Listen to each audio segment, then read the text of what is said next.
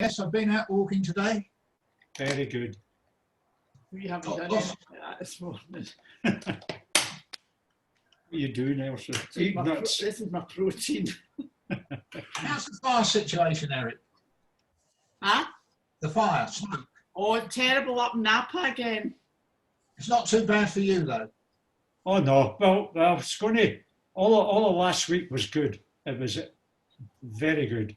But today, they're talking about getting a little bit more. Oh, Barbara. Napa's Hello. Well, listen, you've got a lady on here who's a Buckeye from Ohio. Really? Oh, yes. Another Buckeye. Yes. Terrific. Hi. Sue, you're muted.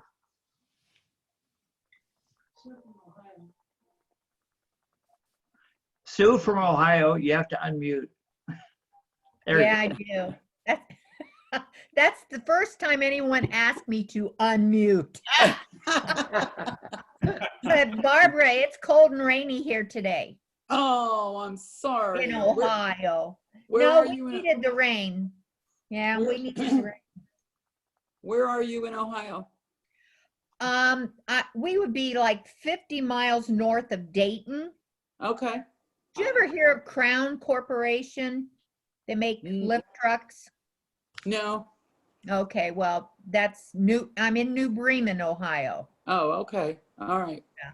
Yeah. And it's cold and rainy today, so it's supposed to be in the 30s this weekend. Oh, wow. no. Yeah. Yeah, good old fall. Or as Barry says, Ohio's got cold weather. You know, why would I move there? Well, at least you have air you can breathe. The air in Yes, the area is that's true. today See, is there's already frozen. cranking up to bad numbers. Yeah, yeah. Quick question before you get started. What's the story on these fires up in Napa? Anybody's got, what's the latest on that glass fire? It's a bad fire, Harry. It's right now heading towards Santa Rosa. I think it's in Santa Rosa. It's burned a couple of vineyards, hasn't it? A couple of wineries already. It's growing. It's typical October. When do we have the Oakland fire? When do we have all the fires? Always October. And right now we're just on the cusp of that. Yeah. So anyway, I think that I will start. You can all see the headlines or the title. So today, it would be appreciated if everybody would mute. So if you want to say something, obviously unmute, but then we don't hear you breathing and talking. So here we have, where we're going to go today is to a place called Cochang Island, which you'll see in a minute, Vietnam. And then depending on our time, we're going to do a little thing called the wave near the end. So to give you a little bit of a feel, here we have a map of Southeast Asia. We're going to start off in Bangkok, which is where we normally start because it takes me 2-3 days to recuperate. Then we're going to go down to the island, which as you can see called Cochang. And Cochang is an agricultural preserve. It's a preserve. It's more or less in the natural way that the island originally was. They haven't logged it, and anyway, it's a real pretty island. So it was our way of decompressing before we went up towards Vietnam. And then we flew from Cochang area up to Hanoi, and you can see that up at the top of the picture. So here we go. Okay, going wrong direction. Okay, so here we are in Bangkok. Obviously, this is the first day where my brain is working, and so first thing we have to do is go shopping. So we went to a shopping center.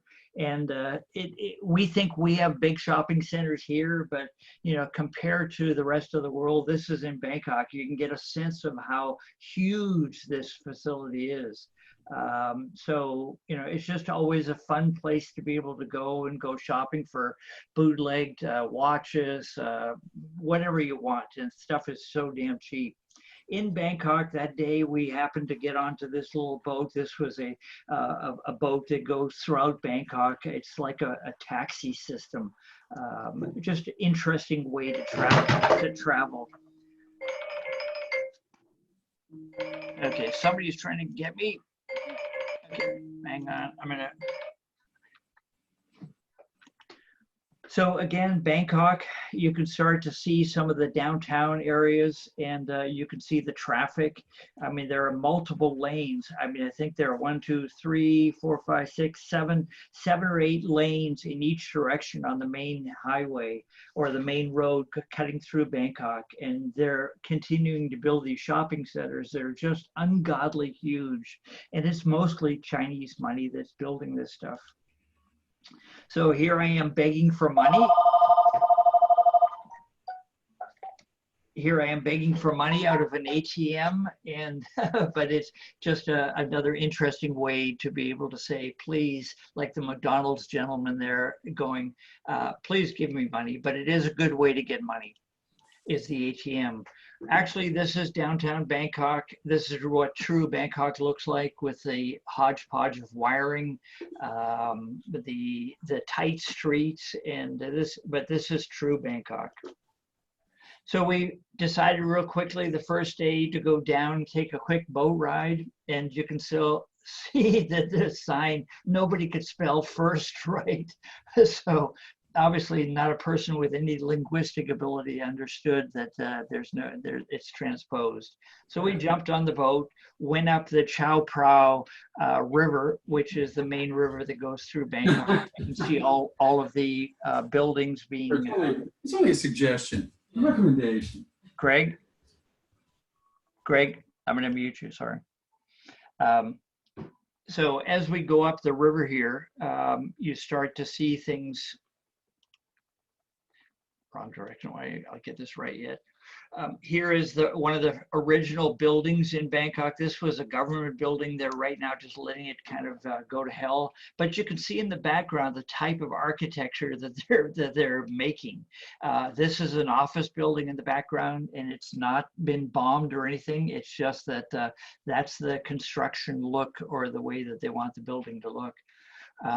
Some of the buildings, they're so respectful of their king. This is the king of Thailand, and so they have him on the side of the building. And it's one of the things you have to be very respectful of is the king. If you were to disrespect him, you could land in jail for 5 to 10 years. The naval facility in Bangkok. This is where their Navy headquarters are, like our Department of Navy. A quick stop, which I hadn't stopped till this time, and this was the place where the king lives, or the palace, but this is the palace. And I'm wearing these funny pants because once you're in the palace area, you cannot have skin showing on your legs or shoulders. So women can't have halter tops, and everything has to be covered. So they sell you these crazy pants so that you can walk around in their facility. This is the Queen's Textile Museum. It's you know, for my wife does a lot of textile things, and so obviously I had to go here to buy some things for her. But it's just a really nicely done textile museum. So we're now going to go down to Cochang. So we've left Bangkok, and we fly down to a little town called Trot. You can see it there next to the island. But Cochang is a marine national park, and it's just a real pretty place. It could be partially in Cambodia, partially in Thailand, but the Thais do own it. So we fly into Trot Airport, a real small little airport. I think it was like $50 to fly from Bangkok to Trot. It's just, everything is so reasonable to do. You just fly down. This is Cochang Island. And Cochang Island, a little bit of an overview. It's a relatively small island, as you saw, but it's an interesting island. So we come across from the border by ferry. you can see the ferry routes and you land at the top. But Cochang has just an immense amount of beautiful beaches along the side. And this is generally where Americans, and if they do go to Cochang, but it's mostly Chinese that they go because they're beautiful beaches. So as we take the ferry across, an interesting thing, this is how they show you where the life preservers are. So they've got them in a case. So if you need one, it's easy access. We arrived now in Cochang, and you can get a little bit of a feel of the island. It's just a beautiful island. Obviously, they tell you don't feed the monkeys because the island's full of monkeys. We ended up at a place because it was at the tail end of high season for the Chinese. And this was a really beautiful hotel that we were able to get. I think it was $70 or something a night. We spent about 3 nights there because we usually like to decompress between Bangkok and a little bit of beach time. So here's our hotel room. And so you can see the hotel room as you get up in the morning, you step out the front door, walk down your stairs, and then you can go for a swim in your pool. So the pool is a communal pool, but it's just a beautiful surroundings. Here we have the morning where they present you your breakfast. You're on the beach.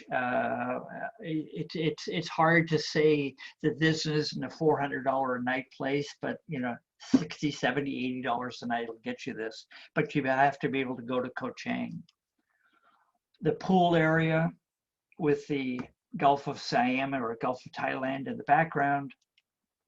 So David and I, the gentleman on the right is David, my travel person who likes to, he does business overseas, but we ended up hiring or renting a couple of these little mopeds.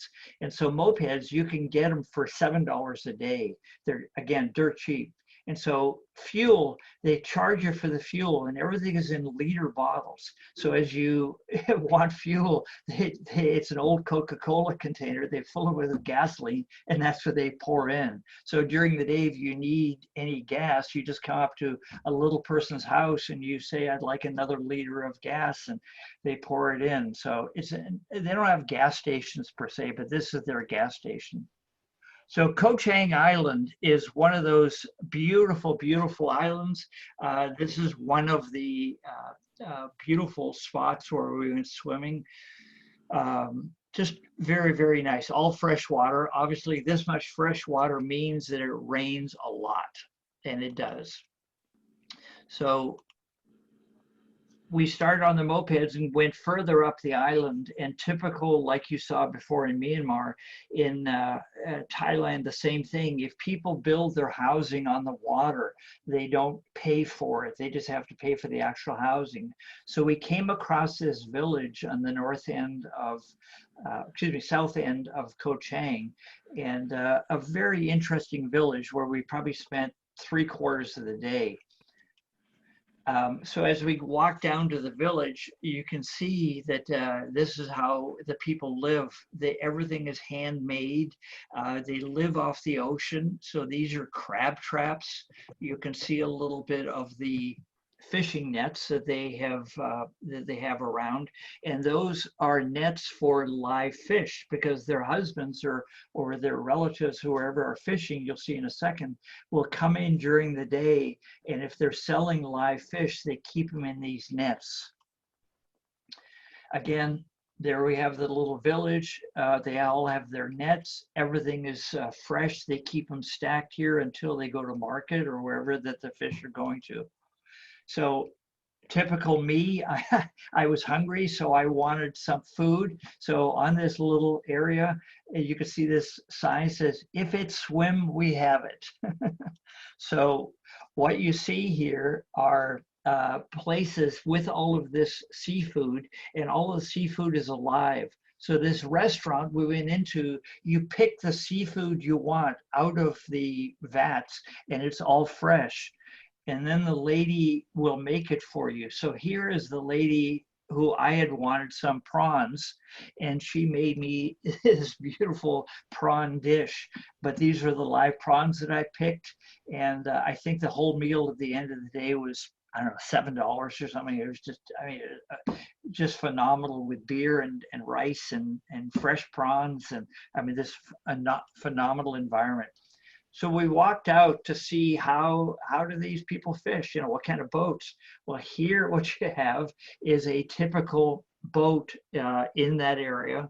And you can see that it just barely floats, but they go fishing with it, obviously.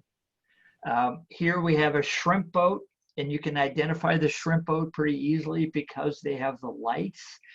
So in the evening time, they put these lights out, way out over the water, and it attracts the shrimp, and then they net the shrimps. But this was a shrimp boat. And one of the things to know about these boats, they're all wooden boats. Well, what that means is after a period of time, they need a lot of maintenance because wood boats need way more maintenance than steel or aluminum or fiberglass.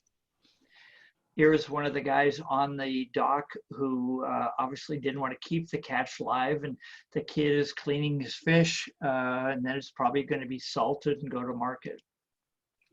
Typical me, I needed a haircut because I got to keep it trimmed. I'm not interested in long hair anymore. So a lady says, "Would you like a haircut?" Yes. And so you sit down and you get a haircut. But this is, again, part of this Cochang Island. It's very interesting, very fun to be there. You can see the island is very green. Interesting thing is you can see the cell tower. So cell phones work, internet works, everything is available for you all the time. But the buildings are in just generally horrible shape. On the end of the pier here, you can see that the boats, because they are wood, they do get a little bit of water in them, and eventually they sink, and maintenance is not high on the Thai's priority list. So they let them sink in place, and now it's nothing more than a platform for them to fish off of, or if you want to go out on their other boats, this is where you do your booking. So it gives you a lot of confidence. Where we're going now is we're now leaving Cochang, and we're flying north. We ended up going from Cochang back to Bangkok, and now we're flying. You can see the arrow up at the top, up to Hanoi. Hanoi obviously is part of Vietnam, and it is the capital of Vietnam. So you're going to see a very interesting area. So we arrive in Hanoi. I had booked a hotel prior to that. So we got a taxi to take us to our hotel. And here is the hotel. Very nice hotel. I think it was $70, $80, but very, very nice. And the key here was I wanted to be right in downtown because Hanoi has a lot of French influence, because at the time when Vietnam was Indochina, it was part of the French had a very heavy influence there. So I wanted to be in downtown area of Hanoi. So as we come out of the hotel, one of the things we notice is that the main square is all closed off, and the day we were there, it was family day. So here we have all of these little electric vehicles that the kids can all be part of, and the whole downtown area was all full of families just being out on family day. Just an amazing sight to see, and there was no charge for using these. It's, you know, because Vietnam is known as the Socialist Republic of Vietnam. So this is one of the perks being a socialist government that they give you, is that they give you these things for your kids. They're very, like I said, very family oriented. One of the things to point out here is that when I arrived in Hanoi, one of the things I wanted to do was to exchange money, because the Vietnamese have their own money, and it is called the Vietnamese dong, D-O-N-G. And there are 23,000 Vietnamese dong to the dollar. So hard for our heads to get around. But first time I walked into a bank, I said, here's $100. I'd like some Vietnamese dong. And so after that, I walked out, called my wife and told her, we just became a millionaire. So I had 2.3 million Vietnamese dong, so I could go shopping. But it's an insanity. But in Vietnam, they don't want your dollars primarily. Some people do, but rarely, because if you want to go into any of the restaurants, you have to be able to have Vietnamese dong. So as you start to walk around Vietnam, you realize that it's Hanoi. It's very congested. A lot of motorcycles and mostly mopeds, just wall to wall. So David, who you can see his head right there, we decided that it's probably a smart thing we don't just walk around here. So we ended up hiring a gentleman who, in his little pedal bicycle, each one of us, he pedaled us around Hanoi so we could see it easier and not be burdened by, you could see the sidewalks. The Vietnamese use them for motorcycles, for storage, for whatever it is, and otherwise you walk on the road. Well, then you're going to get run over by the motorcycles and everything else. So this was a good means of transportation for us. Obviously, in the middle of the day, you get a little thirsty, so we stopped for a quick beer. The gentleman stopped and got us a couple of beers, and we saw a little vendor here. And this is your typical Vietnamese vendor. You'll see these in quite a few of the slides. It's an older Vietnamese person, because the North Vietnamese are still reasonably distrustful is the word, or I don't know what, but the Vietnamese, older Vietnamese people are still living the old Vietnamese ways. So this woman, you can see, has her board that she will put on her shoulder to raise all of this, but she's selling some wares here. As we walk around, the police are obviously always there, but these two guys had Converse, had these backpacks on, but this is the outfit of a Vietnamese policeman or soldier. It's reasonably threatening. I mean, it's got a big star in the middle of his forehead, but it has the communist way about him. Another vendor here who is pedaling around Hanoi trying to sell brooms and miscellaneous things.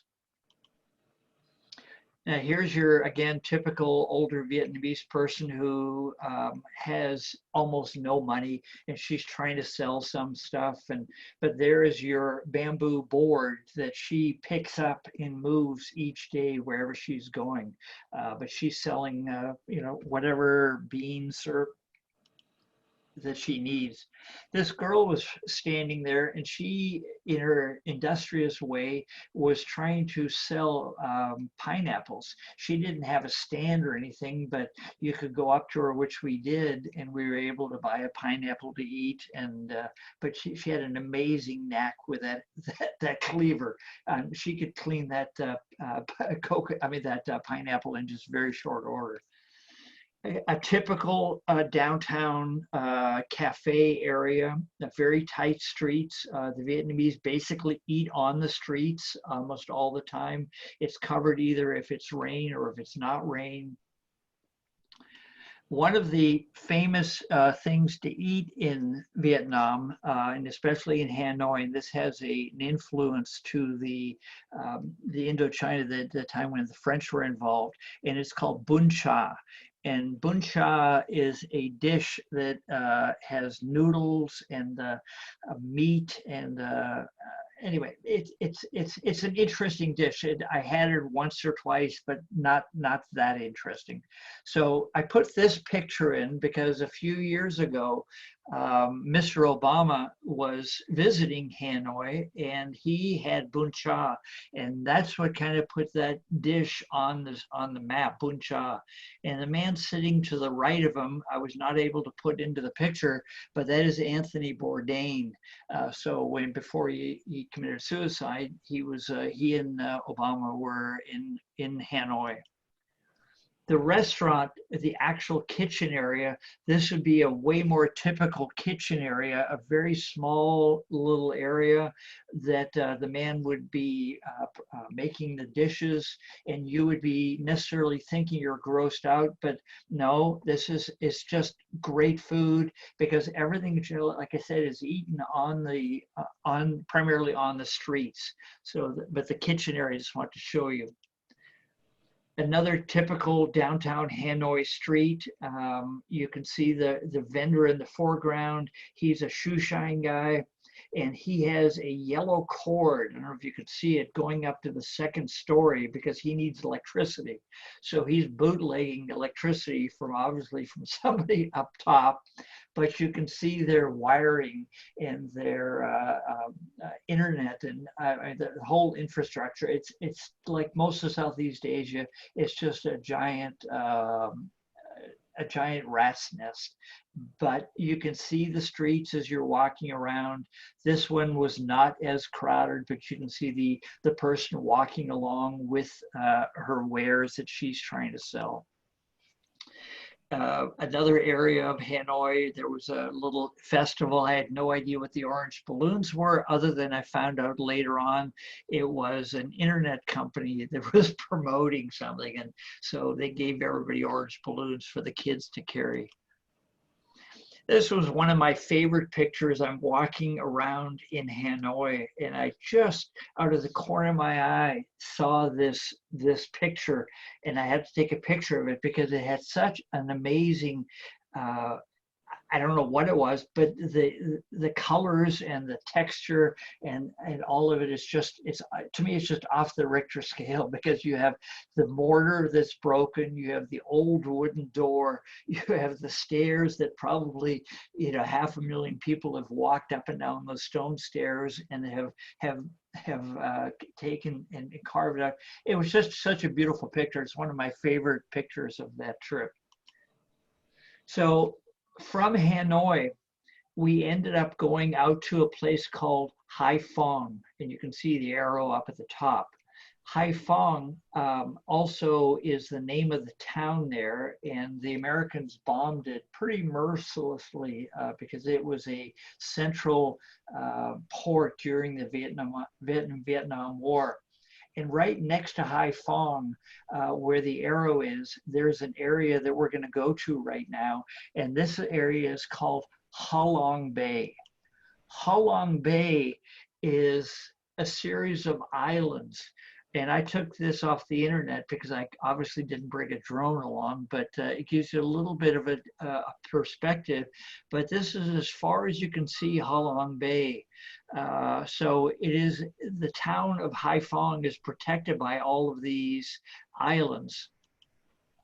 So this is one of my pictures. And so here in Halong Bay, we ended up getting on one of these tour boats. So a tour boat, you stay on it for 2 days and they take you out into Halong Bay, and they go through the history, they go through the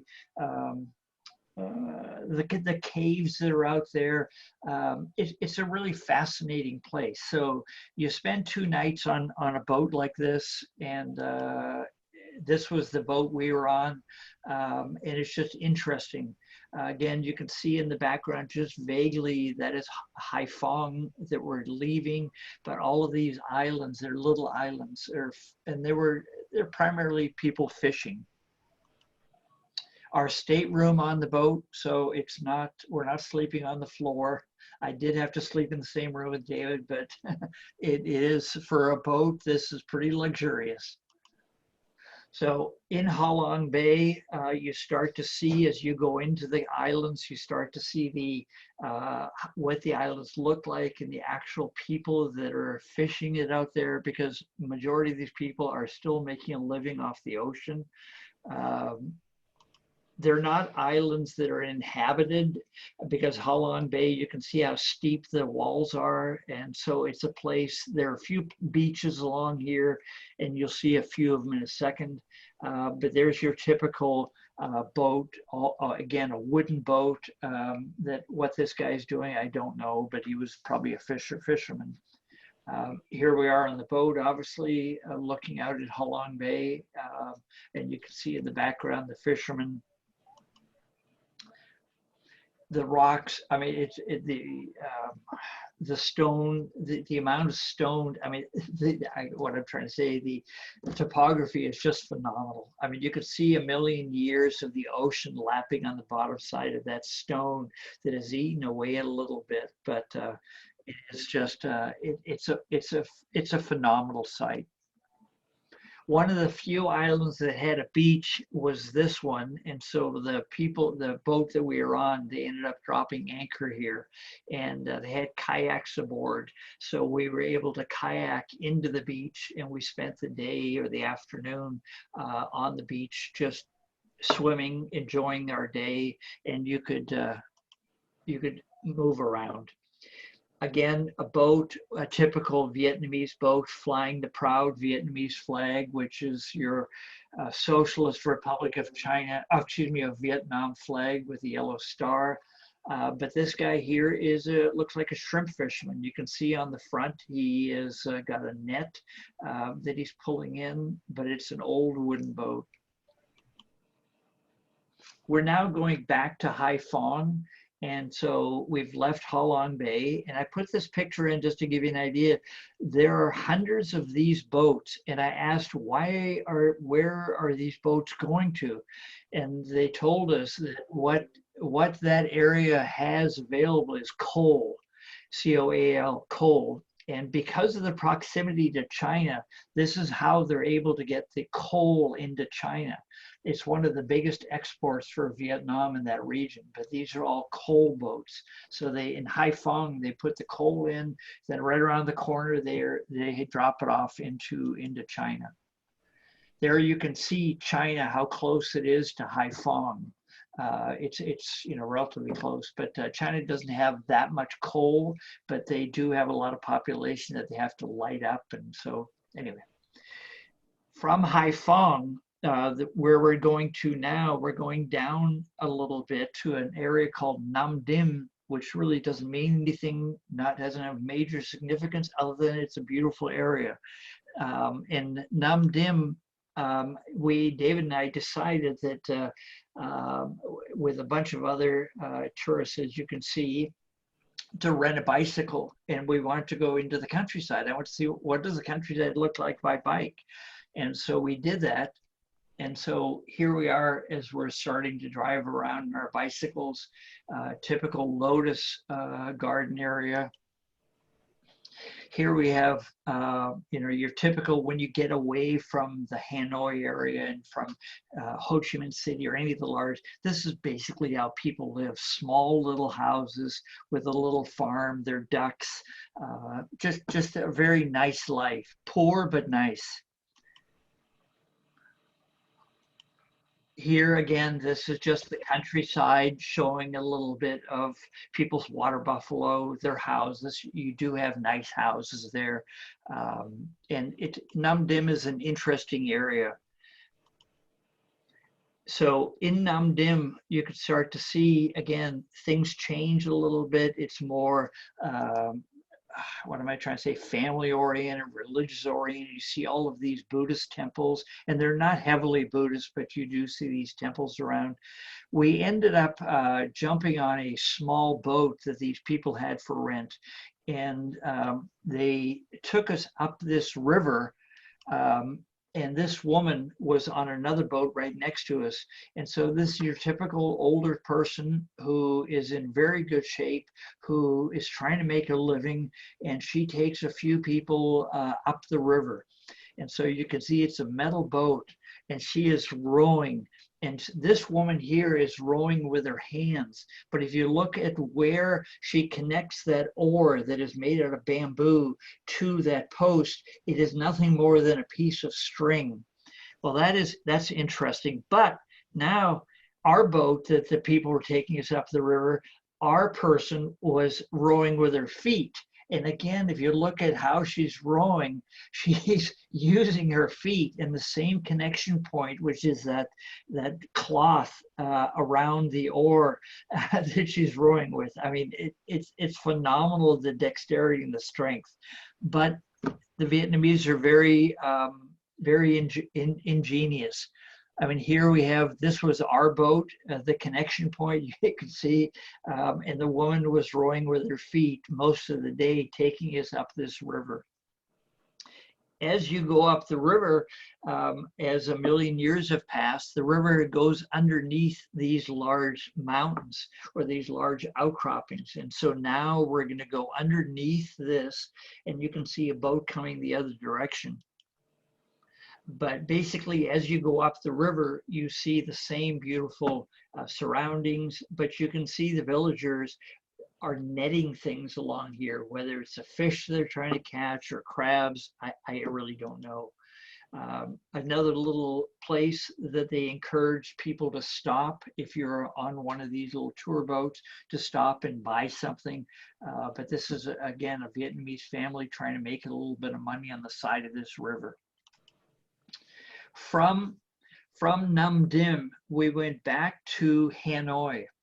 And in Hanoi, we had to, my purpose of going to Vietnam was an area called Sapa I wanted to go to because it was heavily influenced by a group, a mountain group called the Hmong people, H-M-O-N-G. And the Hmong people were the only people that really helped the Americans during the Vietnam War. And my interest always was, because I'm out of that era, is why did they help them? Why, because everybody else wanted to kill the Americans, but why did the Hmongs want to help them? Well, it turns out that they're from an area called Sapa. And that's where we're going to go to next, up into the mountains. And you can see how close China is there. So Sapa is heavily influenced by the Hmongs, like I said, and this is just a quick information for you, but 2,500 years BC, the Hmongs lived way up in China, but they were an ethnic group that always were oppressed, basically, and the Chinese hated them 2,500 years before Christ, and then they pushed them all the way into southern China. Well, as the years went on, they kept pushing the Hmongs further and further south, and where the Hmongs are now is in, as you can see the arrows, in northern Vietnam, northern Laos, and parts of Thailand. And but they were the hill tribes that helped the Americans, and you're going to see in a few minutes the people, why they're very rural people. So how did we get from Hanoi to Sapa? There's no airplanes. Sapa is way up in the mountains, and the only people that visit there are primarily Chinese. So here's a couple of Yanks. And David and I got on this bus for, I think it was about 6-7 hours. And I had never seen a bus that is called a sleeper bus. So here you are able to get a seat, but it's not a sit-up seat. It's basically a lay-down seat, and the bus drives you there. So it was very comfortable two levels. We arrived in Sapa, and when we arrived, it was late in the day, and because Sapa's at about 5,000 feet, we arrived on a cloudy day because the clouds were hanging into Sapa. But you're going to start to see all of this new construction in Sapa, and it's all the Chinese building it, looking for tourism. The only problem is getting from Hanoi to Sapa.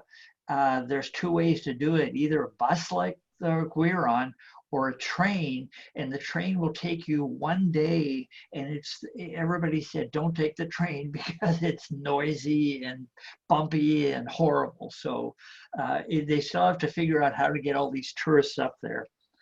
I put this picture in. This is actually near the end of our trip, but this lady here, her name is Lala. She ended up being our guide. There was about 7 people there in our group because we joined this group because we wanted to go into the hinterland to see how do the Hmongs live, how do they dress, what are they really all about. And she is a Hmong, and obviously you can see I'm 5'11", she's barely 5 feet. She's maybe 22 years old, has already got 3 kids, and she comes from a family of 14, and you'll see her house later on, but just the sweetest lady. And she supports most of her family because she's one of the few people that speaks English in her family, and she has access to tourists, and a tourist has money, and the tourist can pay her. So anyway, it's just a little background. You're going to see more of this as we go. So The next day, we leave and we're joining this group, and we're now again in the fog the next day, and you can start to see there's some Hmong ladies following us. And here is our group. They're the little Hmong ladies who are following David and I and a couple of the other ladies, but you can start to see how colorful they are. Because the Hmong dress and color is just, I mean, it's so beautiful. It really is beautiful. But you can see how cold it was. A real quick side note, I'm wearing a jacket there, a down jacket. I didn't buy this. I didn't bring this with me. I bought it in Hanoi because it said it's going to be cold when you get up to 5,000 feet. So in Vietnam, North Face makes most of their jackets. So this is a brand new down jacket that I bought in Hanoi. I paid $25 for, right? So, I mean, you could, $25 will buy you a down North Face jacket all day long in Vietnam. But when they get over here, they're $200. So it's just a side note. Very nice lady who was with us most of the time, and she, an older woman. At the beginning, I didn't know why they were all with us, and I come to find out that they have things in their backpacks that they want us to buy. So we're walking through a bamboo forest here, which was interesting. And the bamboo forest, one of the ladies walking with us has a child on the back. Well, this child, I didn't find out till later, was Lala, who was our guide's child. But this is one of her sisters who was along the way, because Lala spoke English, would tell us about what we were going to see and what we were doing. But her sister was carrying her baby as we went. So as we walked, because it's pretty mountainous, we start to see the terracing. And the Hmong people, because they live in the mountains over 1,000 years, have figured out how to farm the hills. And everything that you're going to see is farmed because it's all terraced, either for rice, for whatever that they're growing. But these ladies are just, they're amazing. One of the things that Lala said to me, I asked her, I said, well, where are most of the men? Because we didn't see any men. And she said, my husband home, he drunk. He always drink. So they don't have many, but the women are the workers in this area. The men are basically lazy, and the women are the glue that makes that fabric work. Again, you can see looking down into the area, it was foggy, but you can see the terracing of all the farmhouses. This one I took off the internet to show you what it would look like possibly if all the greenery was there. It gives you an idea of the terracing. As we walk down into the valley, this is your typical little house that somebody lives in. You can see their septic and everything. I mean, everything flows downhill. So it's just a different way of living. As we're coming down the hill, you start to see another village down below. In this village, again, everything is terraced because they have to grow food. There's almost no grocery stores around. Two of our Hmong ladies sitting down. You can see the colors. I mean, they come from different tribes. You can start to identify them slowly because of the coloring, and you'll see what are called red Hmongs, black Hmongs, and they're identified by their colors. So as we're coming down in the village, David here, as you can see him, and we see this guy pulling a board up. And I said to Lala, I said, why does this guy have a board that he's pulling up? He says, well, how do we get wood up the hill? So this is a wooden, basically delivery vehicle for goods, because this is the road to get up there. I mean, the infrastructure of that area is just horrible because nothing has been improved for hundreds of years. There's Lala again and her baby, and there's two of our cohorts who walked with us. We are now in a home, so because I wanted to overnight in this little community, and so you'll see the inside in a little bit. This picture here is of a typical field. And it turned out that in the background where I have the arrow is Lala's home. That's where she was raised. That's where her 14 brothers and sisters are out of. And her father was a farmer, and that was his farming field. So that house is her home. And to the left, you can see at the top of the hill, the other building, that was the school. So for her to go to school and her kids, it's not very far. I did photo in a little bit to get a little bit better idea of what her house looked like. But this is where her parents raised 14 children. So going down into her village, we're getting further down. You can see there's a river that cuts through the middle of it. But you can see everything is obviously built along the side.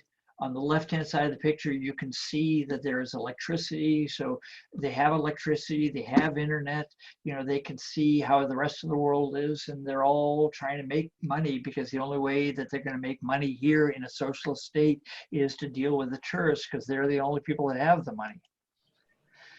One of the girls that walked with us, you can see how proud she is, you know, just a beautiful, I don't know, 17, 18-year-old girl, but the coloring, she was a black Hmong, but you notice she's got a beautiful purse. She has a beautiful watch, and very proud of her heritage. So as we get into the village, this is the restaurant we ended up eating at. It turned out to be actually really very good food. Doesn't look super appetizing, but those ponds in the back are for fish, to keep their fish alive. So when they give you fish to eat, they come out of these ponds, because obviously the river, you can see there is nothing there. Again, as we're walking through the village, you can see the different Hmong colors. This lady is making some needlework so she can sell it to people. This lady is another Hmong lady who is, she had just finished dyeing some of the cloth, and you can see it wasn't for voting. It had to do with the fact that she was dyeing the cloth, and she had just finished, took a break from her dyeing. Two of the kids walking around. You can see very, very proud people, very, very, very nice people. One of the few things, like I said, if you can make money there, it is being able to sell things to the locals. To the tourists that maybe will walk through, which is few and far between. But again, she's sitting here and with her needlework and doing some handy dandy things.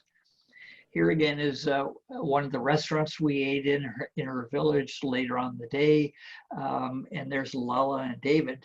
So I took this picture because I found it so interesting. When I first saw it, I said, oh, look, there's a rooster sitting on top of the sign. But then the closer I got, I realized that the Vietnamese from this restaurant had tied, if you notice, the rooster to the sign. So the rooster cannot fly off the sign. So, you know, it's a horrid situation, but this is your typical Vietnamese thinking, is to be able to get somebody to look and come to the restaurant. So they put a rooster up there. So in our homestay, we ended up staying in one of the houses, like I mentioned to you. This was our bedroom, a very nice bedroom. You can see the 5 or 6 beds, everybody separated, and just a very nice way to spend the evening. Now, they made us dinner. I didn't take a picture of the dinner, but I did went to see what the kitchen looked like, because again, here is where the food came from. So I went to see, how did they cook in the food? Well, you can see on the right, there is a little propane stove there with 2 burners, but most of it is wood-based. And so wood is still the primary fuel, just like it was in Myanmar and so many of the rural areas, because it doesn't cost anything. Then I went to see, how do they clean our food? Okay, well, here is the washing and drying area. And so at the end of the day, you can see that there's some pots and pans that have already been cleaned, but the water goes into the pot, into the cleaning area, and then it gets washed and water goes away. On the left-hand side are the bathrooms. I didn't take a picture because you understand they're nothing more than a hole in the ground. But so they're very proud of this. To them, this is almost first world, because the rural areas are heavy rural areas are way worse. The next morning we woke up and it was clear. The clouds had gone back, the fog had gone back, and now we get to see what the area really starts to look like. And you can see the mountains, how heavily mountain area it is. We're at about 5,000 feet. And generally in the background there is what you have is China. So you can see the heavy influence from China. Again, where we climbed the mountains a little bit, but these are more clearer shots to give everybody a feel of what does it really look like with a clear sky.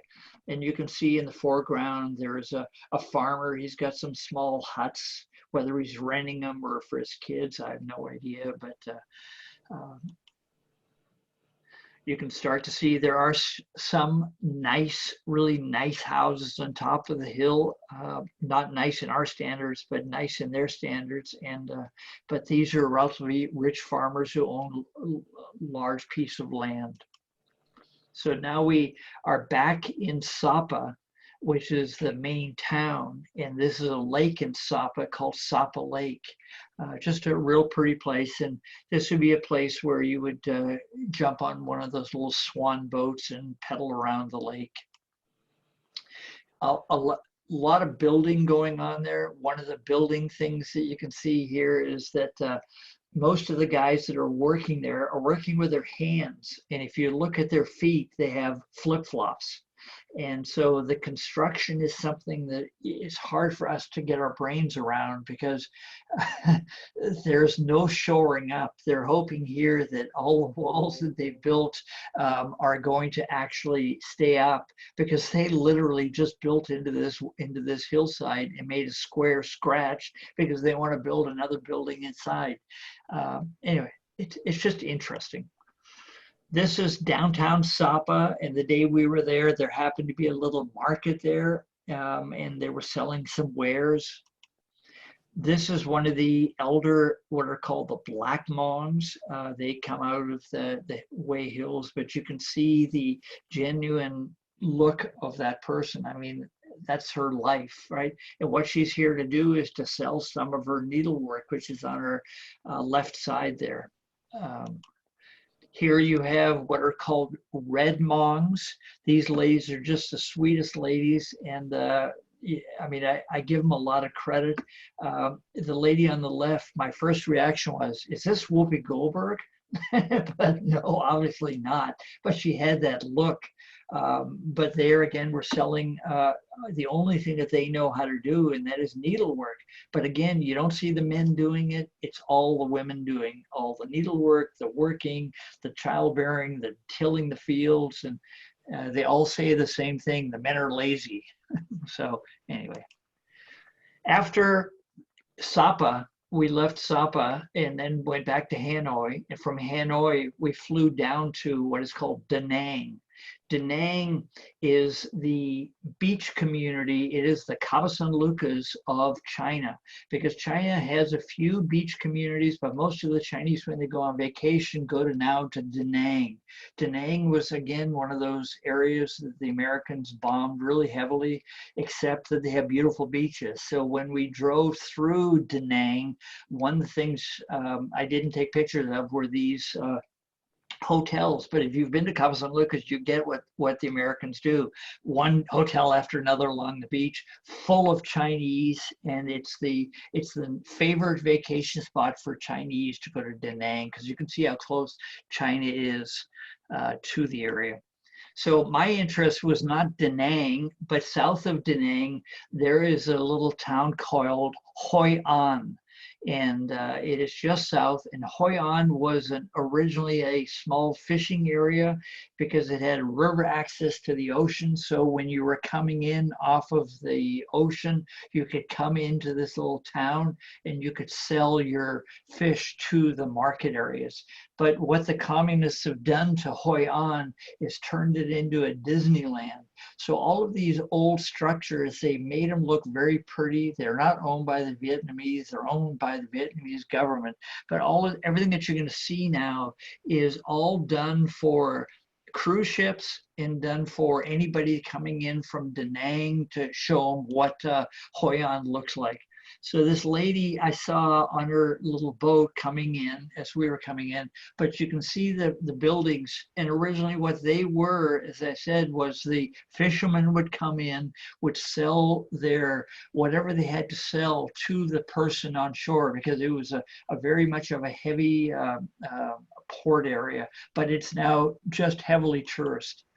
So again, Hoi An, you can see these are tour boats that have come into Da Nang. They stop in Da Nang and they all want to go to Hoi An to see Hoi An. Well, this is Hoi An. It is very nicely done, but it's all owned by the Vietnamese.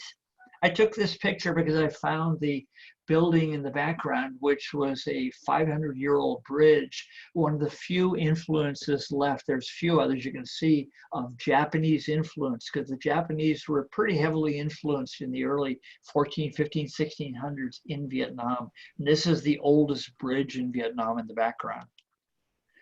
Again, a Japanese temple in Hoi An. This is a very old temple. I just wanted to see what the inside looked like. You know, beautiful gardens, beautiful bonsai plants. David pretending that he's the Hercules holding the walls back. Anyway, there's another beautiful Japanese area, a Japanese garden area. You can see all the heavy influence of the Japanese. Again, back in Hoi An as you're walking around, but you can see how the streets all oriented, nothing towards cars, motorcycles, all towards pedestrian to make it look beautiful, because again, all tour boats stop in Da Nang and they all shuffle them down here to walk through Hoi An. So Hoi An, it's spectacular, but you know, if you close your eyes, you're in Disneyland. There's very little authenticity other than the buildings, because every building is full of what they want you to buy. So typical, I needed a haircut, so I looked for somebody to give me haircuts. So here was a lady on the outskirts of Hoi An that I give you a haircut, no problem. So she sets me down. So David and I wanted to see Hoi An. We wanted to leave Hoi An, the catchy touristy area. So we had this lady, you can see her in the background. We hired this boat to take us up the river, because I wanted to see what do people really live like in Hoi An. So Hoi An is the river.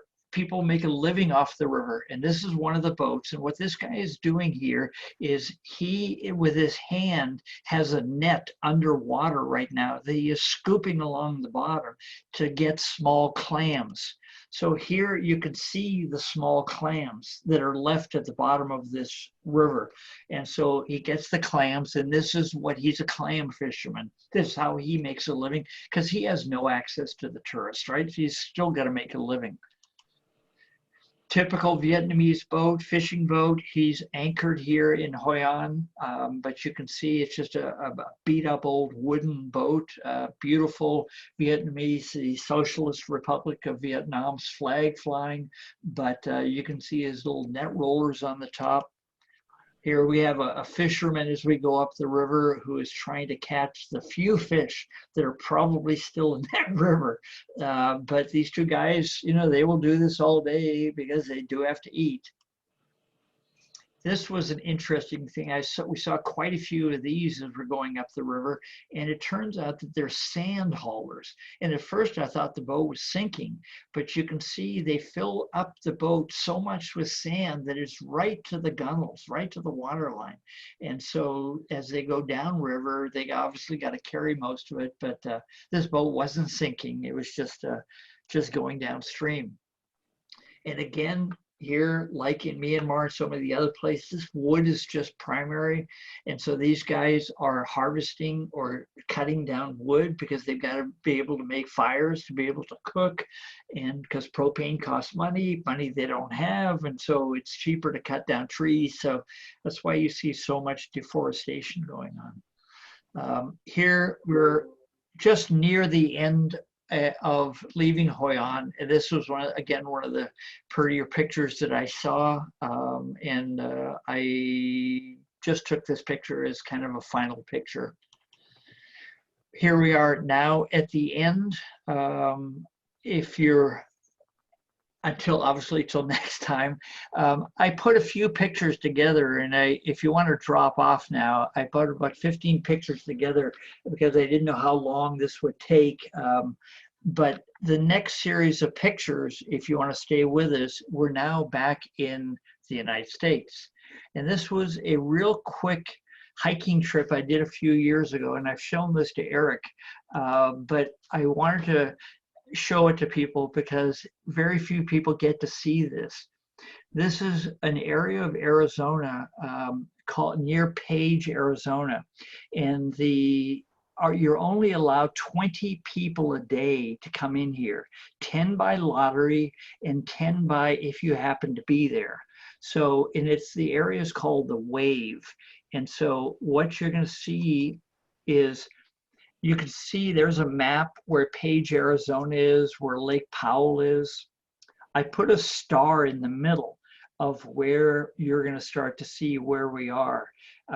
This is an area, like I said, it's called the Wave, and it's near Page because everybody goes to Page, and it's a beautiful little community. But they a lot of times don't go out to this place because it's very hard to get to. So this is a signpost. You have to sign in because, again, group size, no more than 10 people, no more than 20 people, and they watch and they fine you. So if you happen to sneak in, you will get a hefty fine.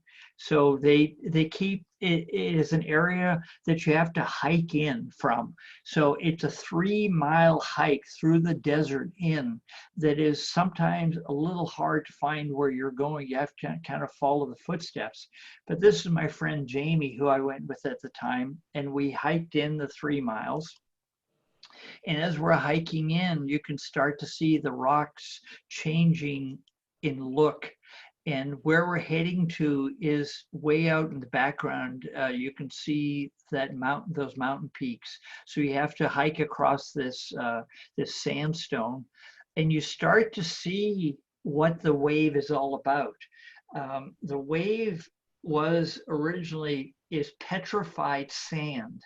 So I don't know how many millions of years it takes to do this, but you start to see what looks like almost a baker who has baked this, because there are so many stratas going in different directions that it's hard for the mind to think that Mother Nature in time did this.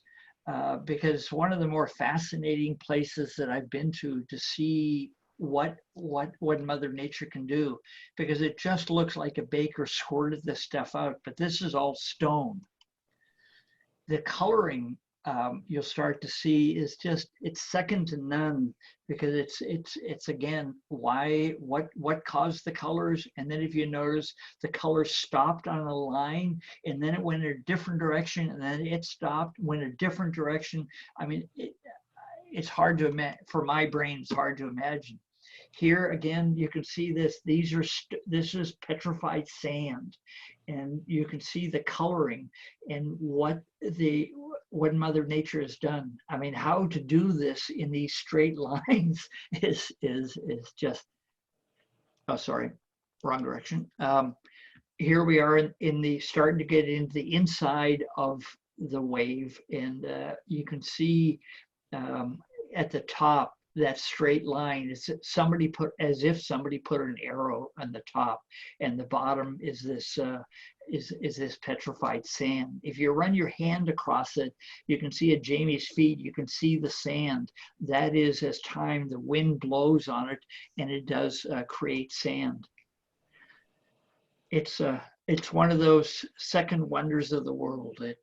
For me, it was just it's just. I can't put words to it.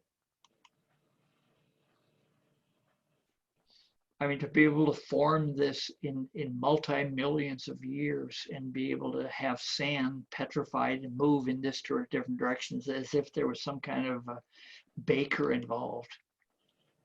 And then you ask yourself, if all these straight lines, how did this happen? Why all of a sudden did the sand get turned in a swirling position, right? Because it's just, I mean, there's no reasons for any of this stuff.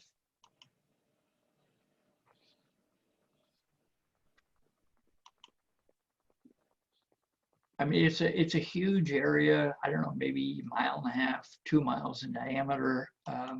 But it's if you ever have a chance to go there, it's pretty special, pretty phenomenal.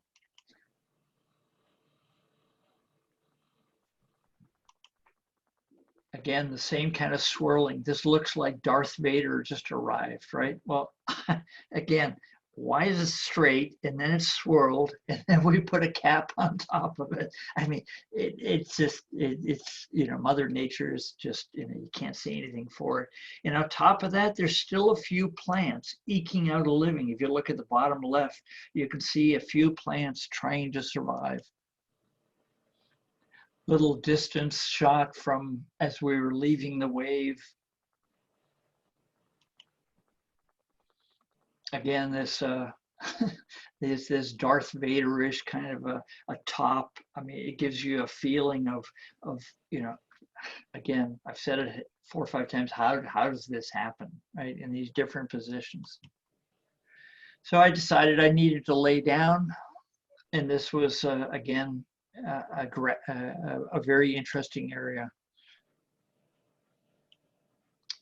There's a close shot. You can see the sand and you can see the coloring. You can see the lines, you know. And one of the last shots, this was one of my favorite shots. This turned out to be a dinosaur who at one time had walked through the sand, and it was petrified dinosaur tracks. And you'll see a few of them around the wave. And again, there's a plant trying to eke a small living out of that crack right there, and he's blooming. And it was just, it's the wonder of Mother Nature is what it comes down to. Again, Mother Nature with a plant, and that is the end. So I'm going to stop sharing now. So I don't know if there's, I hope you enjoyed it, but because you have to unmute yourself. Thank you, Barry. It was very, very interesting. Thank you. No, my pleasure. These are fun spots we get to see in the world. Oh, that was beautiful. Yeah. Beautiful. Very nice, Barry. Thank you. Thank you. Was it wind or water that created that? Harry, I wish I knew. You know, there's nobody, because you're only 20 people, right? So there's no ranger there. There's nobody to ask. And I've done a little research, and I never heard or never seen anything that said water did that. So, you know, it's one of those things, you know, you shake your head and you go, how the hell did that get formed like that? Google it. Google it. Yeah. When you get off the call, that'll be your chore. Yeah. There you go. Richard and Rita here. Well, thank you. Very good. Good. I am glad you enjoyed it. Thank you very Yeah, much. we did. Thanks. That was great. Did you get the permit ahead of time? Beg pardon? Did you get the permit ahead of time, or were you one of the on-site visitors? No, Jamie and I tried to get there. We wanted to go there, and we made a 2-week trip out of it where we drove all around. But the bottom line is, we knew when we had to be there because we were part of the lottery.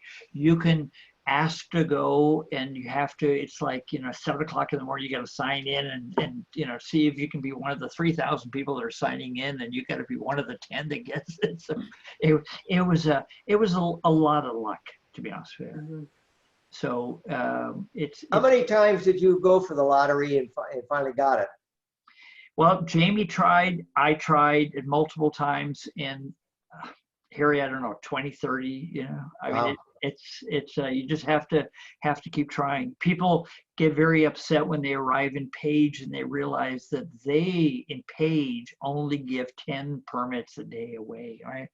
And I don't know how they do that. But, so you can imagine the Europeans and the Americans, everybody wants to see it or go there, but you can't have 100,000 or 20,000 people tromping through this because it is sand and it is, if you run your hand across it, it comes off. So Yeah, did you destroy it by walking on it? yes, I did. And I also took a pee there into the sand. I had to take a pee and there was no rest stop, so I did have to take a pee into the sand. Yes. Good. Okay. That's where the tree grew. Well, it would be a million years from now they can say there's dinosaur urine here. Oh no, look, it's a human urine. Oh my God. Anyway, it's anyway, as you can see, I like eclectic, weird places. And It's on my bucket list, but whether we'll make it or not, I don't know. well, so if I could, it's a great day because it's 3 miles in, 3 miles out. You got to carry a lot of water. Then the next thing is you got to be able to get on the right day. You don't want to tromp through the desert in July and August and September, right? So exactly. So, did your lottery permit allow you to go when? So we were lucky enough that it was later part of May.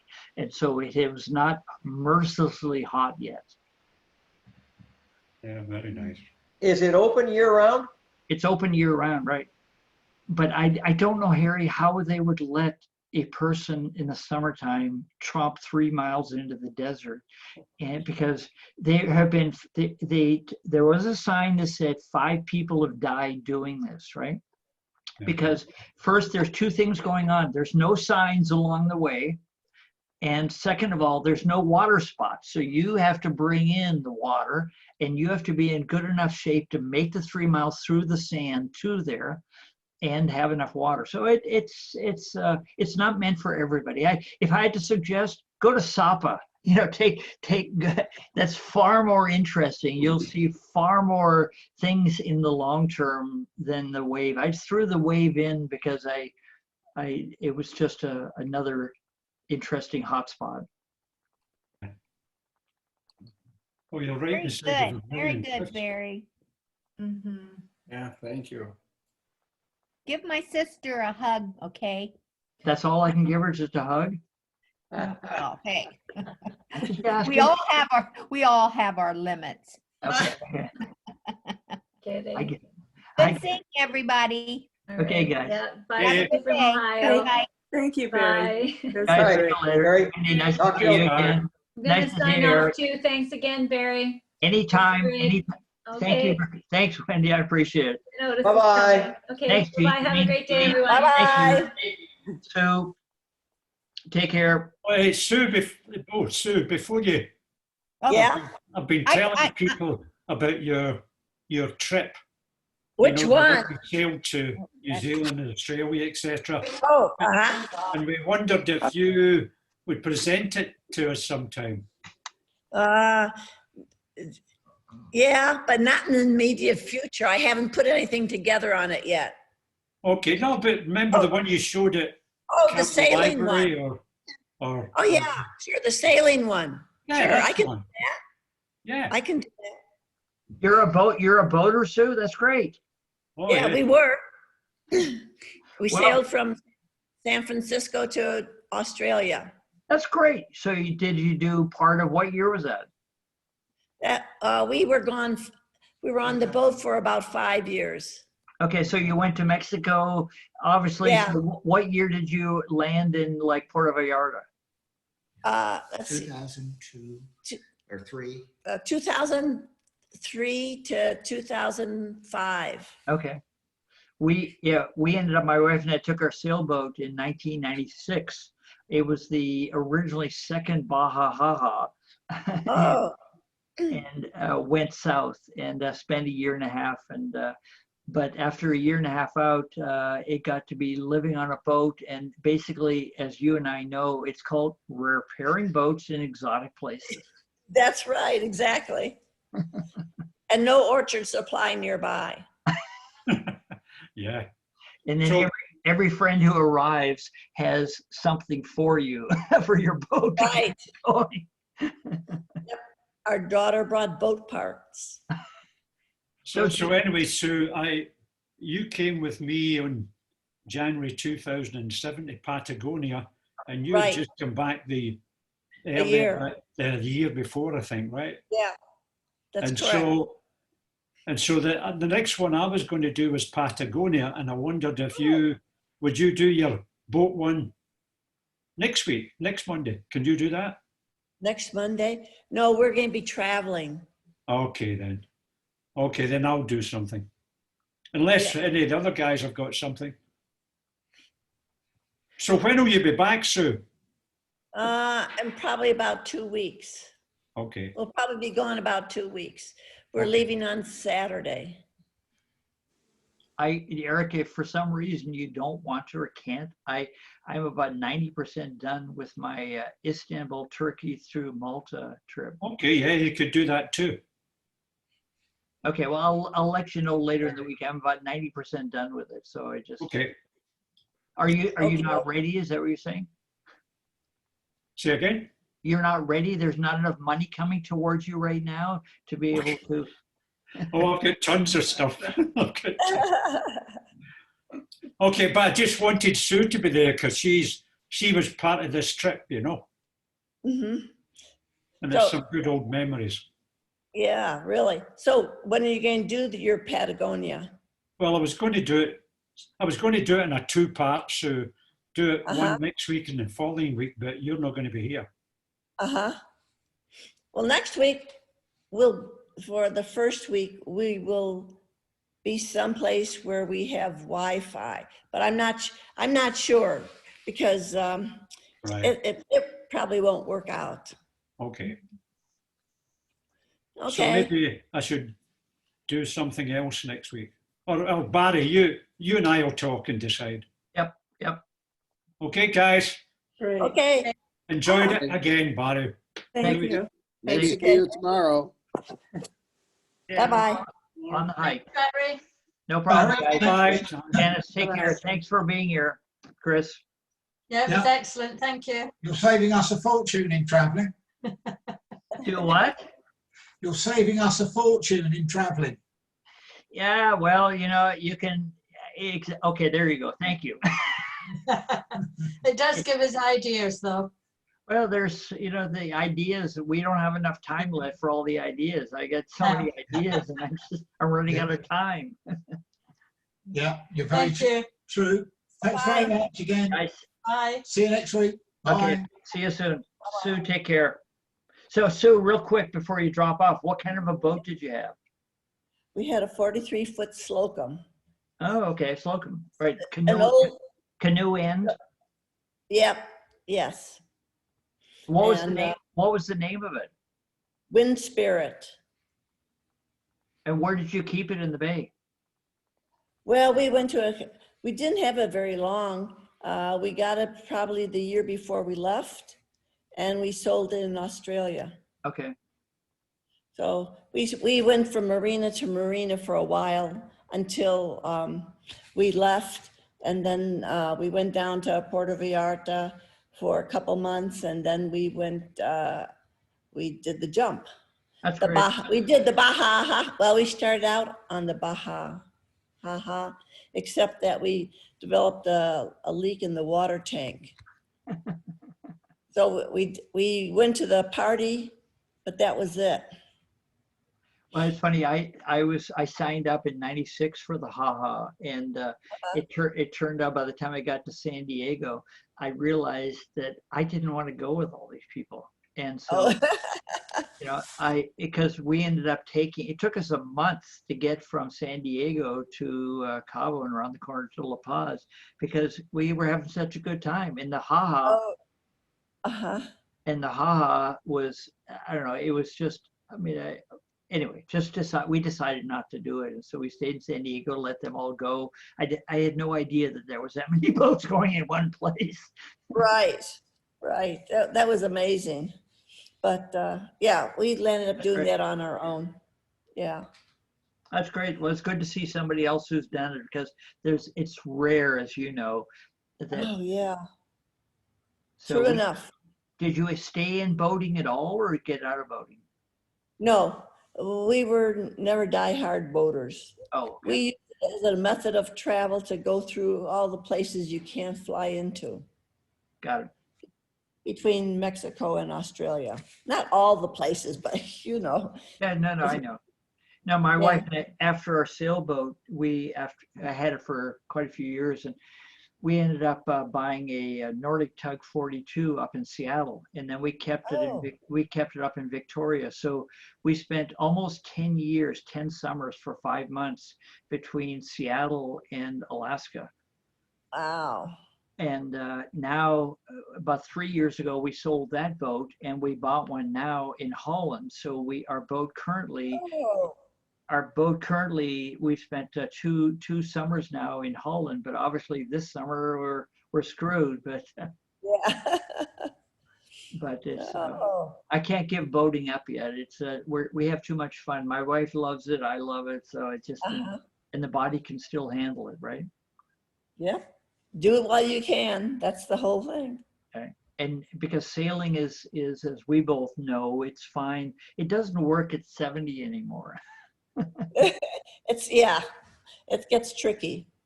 But how about dangerous? Dangerous. You remember the 911s in the middle of the night, and you're scampering around trying. Exactly. Well, actually, 911. We were over on Catalina, and we were on our way down to Mexico, and somebody came knocking on the hull, and they said, "Did you see what happened on TV?" I mean, what sailboat has TV? Anyway, not ours.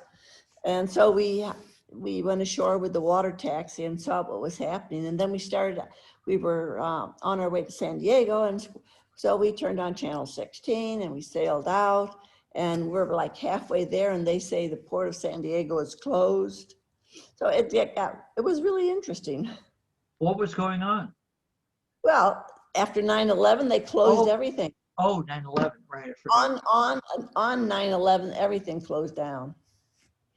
Yeah, and then we got down there, and well, I mean, there aren't a lot of ports in between, and so we got there, and all we did was heave to for 4 hours, or run circles. I mean, talk about being suspicious.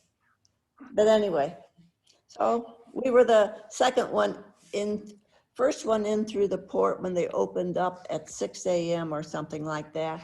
And there was like a 2,000 passenger ship that was coming right after us. And we were boarded, and the boat was going to be boarded. It was an interesting time, but we were lucky. We missed most of the after effects. Well, you're lucky. That was good. Anyway, it's good to meet you. It's good to have a fellow boater. There was a couple of boaters on there. Guy Harry, he also had a Pacific Seacraft 37, and that he bought when I bought the Nordic Tug up in the Northwest. He bought a 42, and he went with us to Alaska a couple of times. And anyway, there's 2-3 boaters on here, so it's interesting. It's not a. I haven't even started my presentations of British Columbia, because it's one of the more spectacular areas of the world. Yeah. Because so much of British Columbia you can't see if you don't have a boat. Right. So true. Anyway, well, nice talking to you, Sue. Take care. Okay. Bye-bye. See you again. Bye-bye.